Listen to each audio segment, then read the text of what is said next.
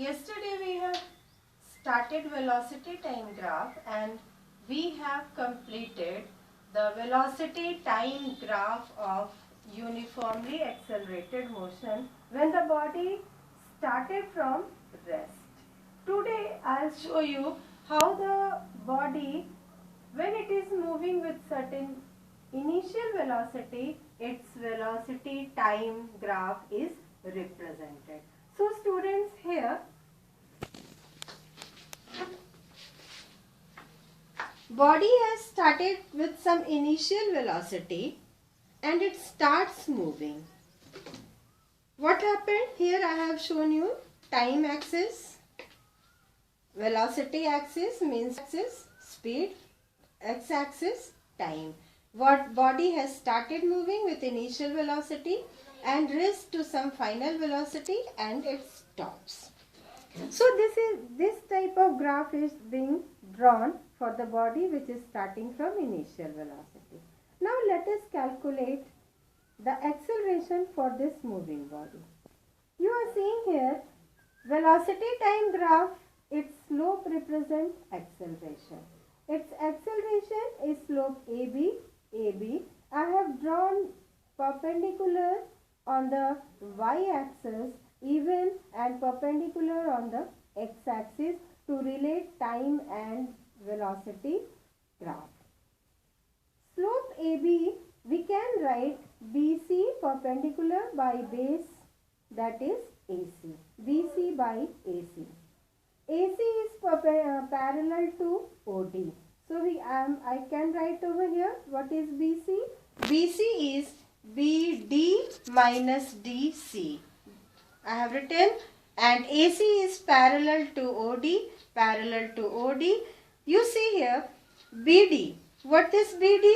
BD is, that means point B is 6.5 meter per second. So 6.5 DC.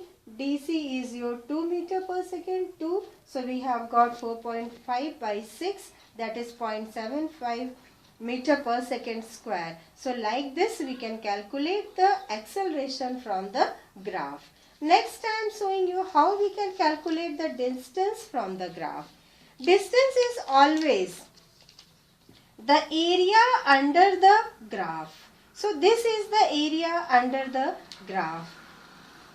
Body starting from O, A, B, C, D. So what is trapezium O, A, B, D? Whole area body covers in this graph. So let us calculate the distance. Area of trapezium OABD, you know the area, half sum of the parallel side into height or distance between the parallel side. Half sum of the parallel side is your OA and BD. Both these are parallel. So here what we are showing, OA plus BD, and distance between them is OD. Distance between the two parallel side is AC, that is parallel to OD. So OD. OA is 2, BD is 6.5. Just you see here, OA is 2, BD is 6.5. So I have taken same, OD is 6, and when you calculate it, you will get 25.5 meter. So any graph of velocity time, we can calculate the distance as well as acceleration.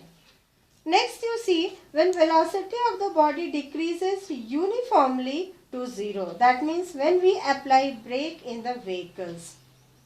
Body is having some initial velocity, that is 10 meter per second. When brake is applied, uniformly it decreases and after 6 seconds it stops. So here this is the graph which is shown uniformly of the body, that is reached to 0. Calculate acceleration. Acceleration is slope AB. AB again OA by OB. OA, that is we are having 10 and OB we are having 6. But here OA, V minus U. U was 10 meter per second. V was, that is 0.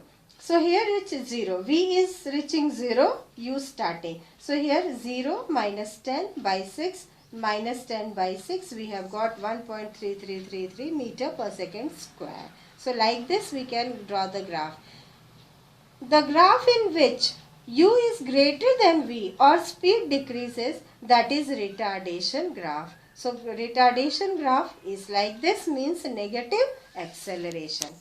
How we calculate the distance for this graph? Again, distance is area under the graph and time axis. This area is covered by this graph. So what we will do, area of triangle, you know area of triangle, half base into altitude. I have taken OA into OB. Base is 10, altitude is 6. So half 10 into 6, we have got 30 meter. So like this we can calculate the distance. And last one I am showing you the velocity time graph of non-uniform motion. When speed increases non-uniformly, that means it does not depend equal interval in equal time. So what here?